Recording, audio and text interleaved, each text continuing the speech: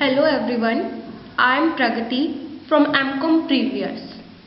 Today I am here to present my topic on the secondary method of data collection. So firstly, the question arises, what is the secondary data? The secondary data is the data that is being reused usually in a different context. For example, data from a book or a magazine, etc. Secondary data is the data that has already been collected through primary sources and made readily available for researchers to use for their own research. So we can say it is a type of data that has already been collected in the past. A researcher may have collected the data for a particular project, then made it available to be used by another researcher. The data may also have been collected for general use with no specific research purpose, like in the case of the national census. A data classified as secondary for a particular research may be said to be primary for another research. This is the case when a data is being reused, making it a primary data for the first research and secondary data for the second research it is being used for. So I hope now the meaning of the secondary data is clear to all of you. Characteristics of secondary data. The first one is insight into total situation. The purpose of the available material is to explore the nature of the data and the subjects to get an insight into the total situation. While looking for the data required by the researcher, he may uncover more available data than are often assumed to exist. This contributes significantly to the unfolding of hidden information. The second one is helpful in hypothesis formulation. The secondary data help in the formulation of research hypotheses. While an investigator may have one or two hypotheses, which he might have deducted from a theory, the study of available material may suggest further hypotheses. The third is supplementary information. Available documents may be used to supplement or to check information gathered specifically for the purpose of a given investigation.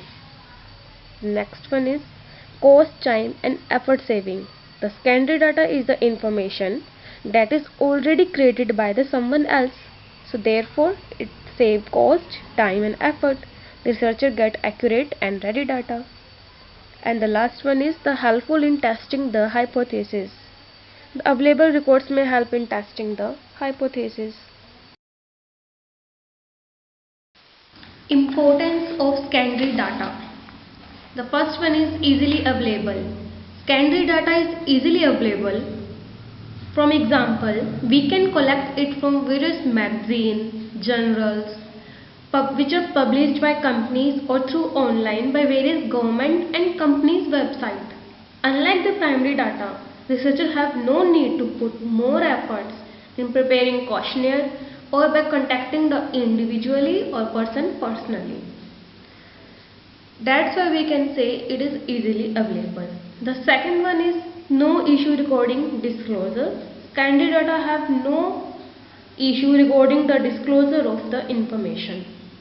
The third one, help in comparative analysis. It provides a basis for comparison for the data that is collected by the researcher. The fourth is help define the problem. The secondary data helped in defining the problem. It helped a researcher in better understanding the research problem. A sea of possible ideas and perception open up before the researcher, and as a result he may have to change his earlier defined ideas in the light of new information revealed by the secondary information.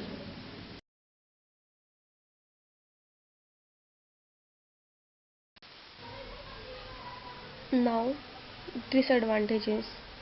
The first one is quality of research. Here the quality means the accuracy of the data which we acquired. The accuracy of the secondary data is difficult to judge in case of inaccurate data is incorporated into research, then the entire result will be adversely affected. In most cases, it is difficult to know about the precautions and rules that have been used in collecting the data. The next one is outdated. Since the secondary data has been collected in the past, the finding may not be relevant in the present time. The data may become old and redundant. That's why sometimes these data are getting outdated or which are no more in use for us to get a accurate solution on our problem. The another drawback of secondary method is incomplete information. Here we mean like export figures can be presented in rupee terms and in dollar terms. Similarly, the size of a firm can be stated in the form of number of employees or in terms of gross sales. Even if the units are same, it can just happen that the class boundaries are different from what is desired. For example, export data in relation to European Union is desired in totality of members of European Union and what is available in European countries, data which include members and non-members. Sometimes due to this less information or in confusion, we are not ready or the information is not ready available for us to get a particular outcome or a solution. Next one is not specific. Here we mean the main limitation of the secondary data is that there is a mismatch between the original purpose and the purpose of the current study. The secondary data is a data which has been conducted in the past for purpose other than the current study, because that data we are collected in the past without considering the any future prospect. That's why there is sometimes mismatch between the our past data and in between the present which we required. Using this data without a careful analysis might lead to a deliberate or unintentional biasness.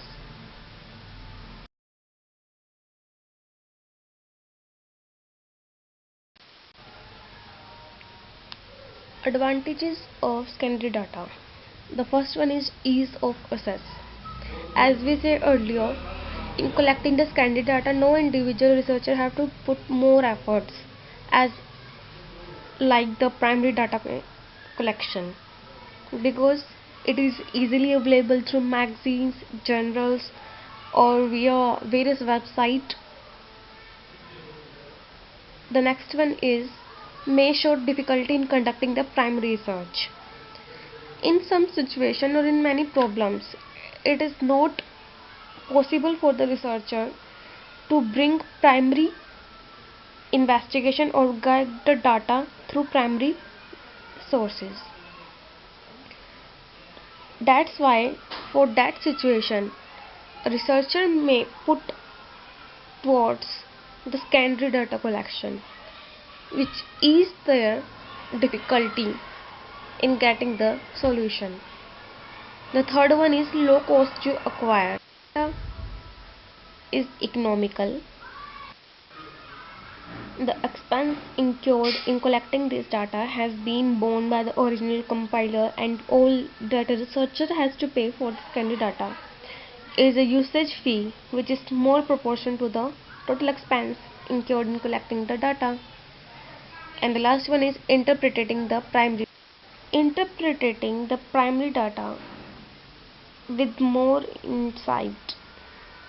It allows the researcher to provide comparative data to set a reference base against which the validity and accuracy of primary data can be compared, further examining the methodology and techniques used by earlier researchers help in planning the methods to be used for the primary data collection.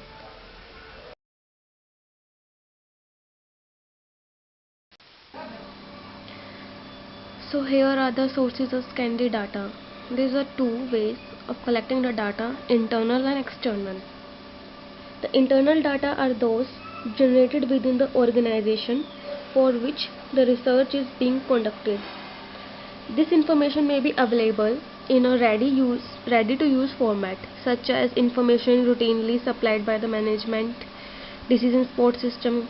For example, a variety of information can be found on sale invoices, yet this information may not be easily accessed. Further processing may be required to extract it. That's why we can say internal method has 2 points to be take care. That is, some information are fully processed, but some information are also such that which are need to be further analyzed. And the second method is our external, which include published data, computerized data, and syndicated services. These can be learned further in next slides.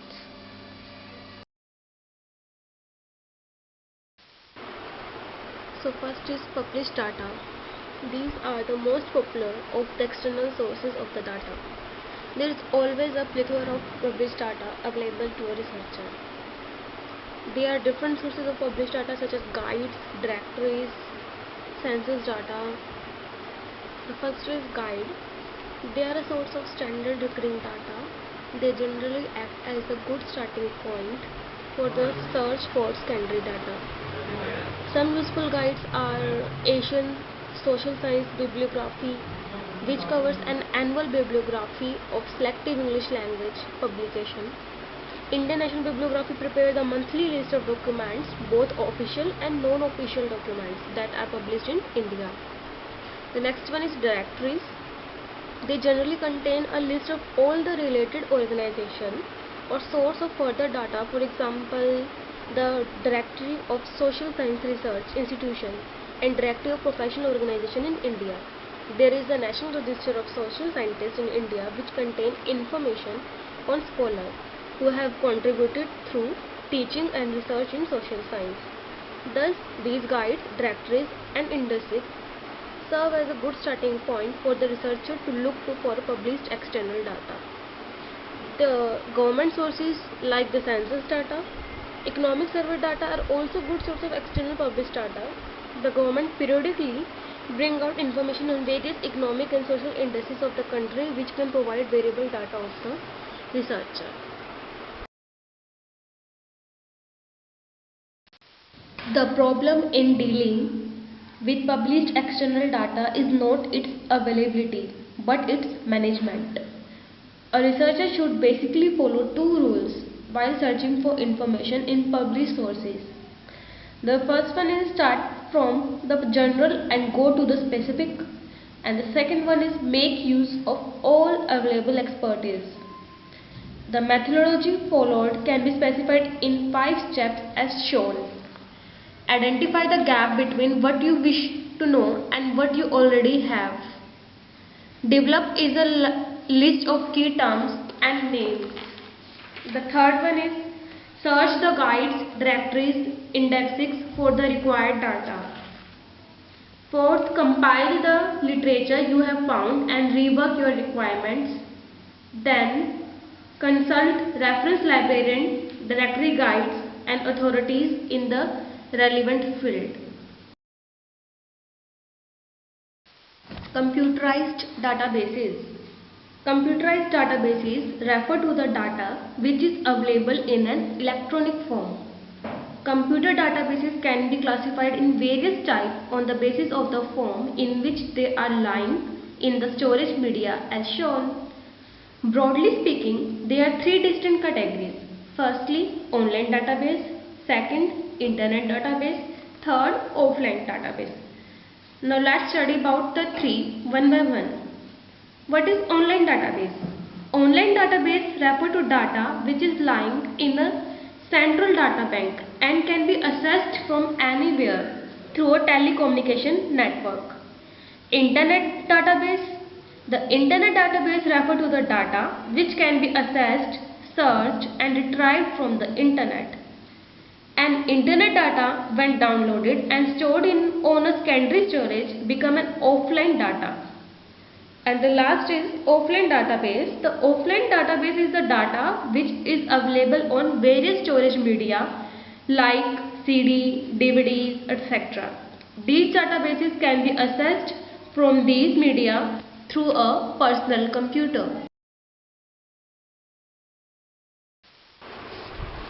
The computer database can be in the form of bibliographic database, numeric database, full text database, and a directory database. Now, what is bibliographic database? They are composed of citation of articles in journal, magazines, newspaper, marketing research studies, technical reports, government documents, and the like. Generally, these databases have information available in an abstract form or a summary form. The next one is numeric database. They are the numerical and statistical database. They may be economic data that is provided in a time series. From example, the census data is a type of numeric data. The next is full text database. They contain the complete text of the document. Generally, archives of newspaper lie in a full text form. A researcher can retrieve the complete article from a newspaper online database. And the last one is directory database. As the name suggests, it provides a complete listing of individuals, organizations, or services. For example, Manufacturing Association of various industries provided online as well as offline listing of all the member firms.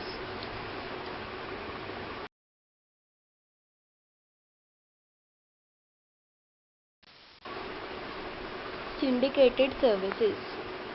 These refer to the companies that collect and sell data to various clients having different information needs.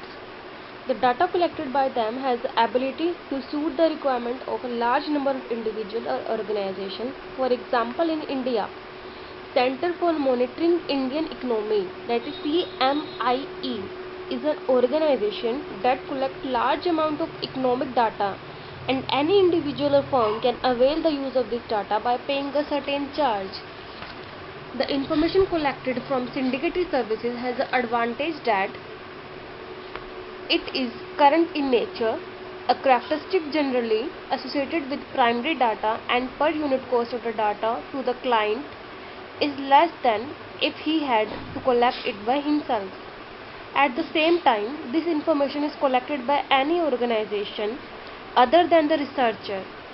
A characteristic of secondary data, it has the disadvantage that the client or the researcher does not enjoy any exclusive advantage since the same information is available to other also.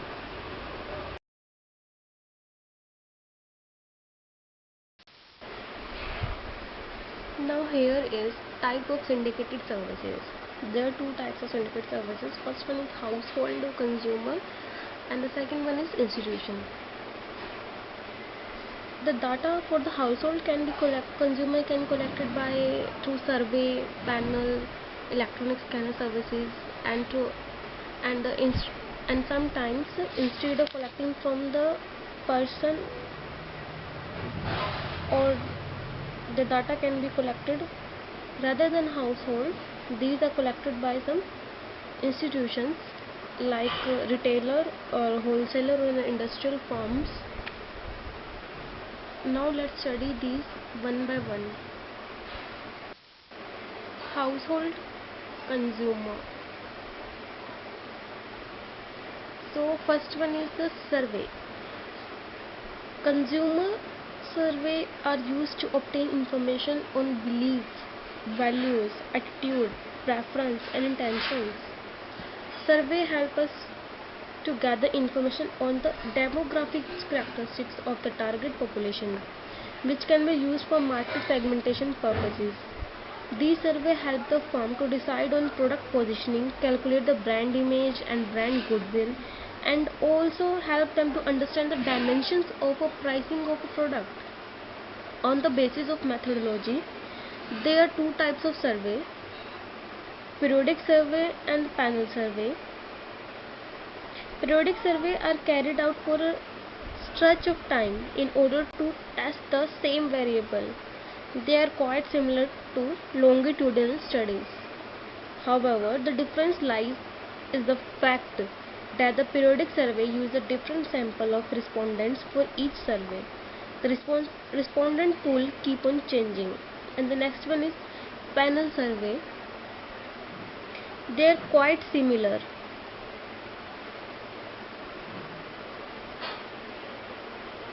Or a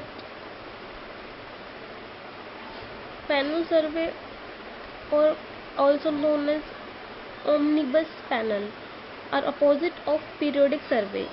The survey is carried for a long stretch of time on the same pool of respondents. However, the variables of the study keep on varying with every new survey. This survey involves selecting a large pool of respondents. Thereafter, these respondents are divided into two different subgroups. Since the variables don't remain the same, hence the content of the survey vary in each survey. The panel survey are a much more economical method of collecting the data than the random sampling methodology, as the respondents are chosen from a pool of respondents where source list is easily available. Since the consumer or respondent are a part of the panel, the response rate is higher than in any other method.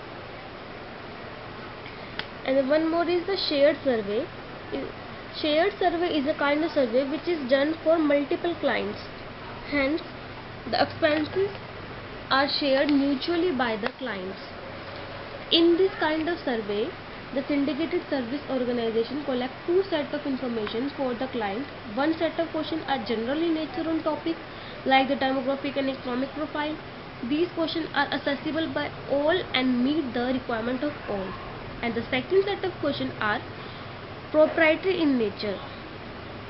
The answer to these questions have been collected specifically for a single client, and each client can access only those set of questions that are relevant to the client organization.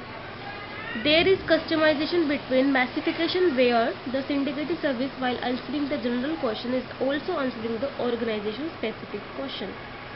On the basis of contents, the survey can classify the psychographic lifestyle survey and advertising evaluation or general survey. The next is the panel.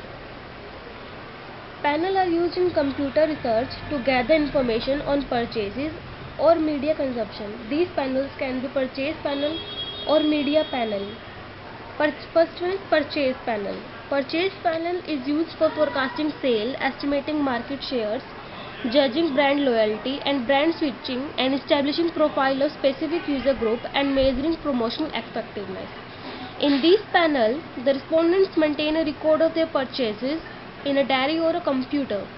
This record is comprehensive and it contains a detail of the brand purchased, number of units, and the price at which it was purchased, the place of the purchase, and any kind of promotional or discount offer availed.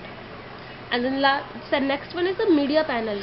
Media panel are used to record the viewing behavior of the target audience. It uses mechanical devices like people meter. This device record the time duration the television set is switched on, the channel viewed or for how long. The people meter transmit the data to a central computer through a telephone line. This data helps the organization to decide the time in which to broadcast the advertisement such that it best suits the time target audience is watching. The next one is electronic scanner services. The electronic scanner services use scanner to track the purchase at the point of sale or in the home. Most of the bigger retail outlets use the universal product code at the cash register point to prepare the bill. The product brand board the unit boards the entire purchase portfolio of the customer get recorded. It helps the firm to profile the customer, and the information is valuable for the organization in taking the decision regarding the placement of the product. The traditional scanner can be made more useful by forming a scanner panel. A panel of respondents is formed and each one of them is issued customer. The usage of scanner services is limited in India, where most of the purchases made by the customer is from small grocery shops which neither have the fund nor the infrastructure to adopt scanning devices in their shops. Now the second method of type of syndicated services are institutions. We can see many times the syndicated services obtain data from institutions rather than the household. The source of information, instead of being an individual customer or a household, is a retailer, a household, or an industry. The first one is the audit retailer or the wholesaler. An audit collects the product movement data from wholesaler and retailer. Auditing can be done either through physical observation or through a scanning process. Through these audits, it becomes possible for the marketing research organization to maintain a count of the inventory. A retail audit is done at various retail outlets. A wholesale audit is carried out to various warehouses, supermarkets, etc. The information collected from such sources help the firm to identify the market size and its distribution by sales and product types, the level of competition, and use the data for developing sale forecast.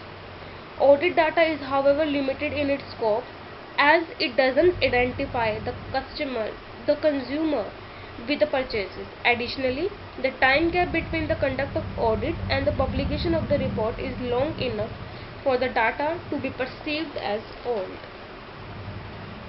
And the next one is industrial firm or industrial services. As the name suggests, the industry services provides syndicated data about the industrial firm, businesses, and other institutions.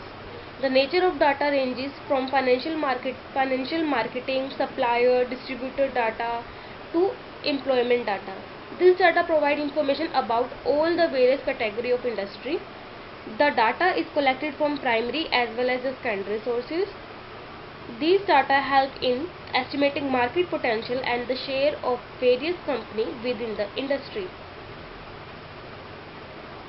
The data collected about various firms in industry also act as source for sampling frames which can be used while conducting any industry research.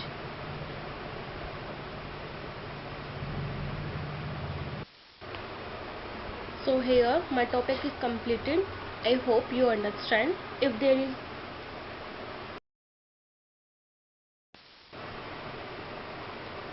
Thank you all of you for listening and paying attention. Have a great day.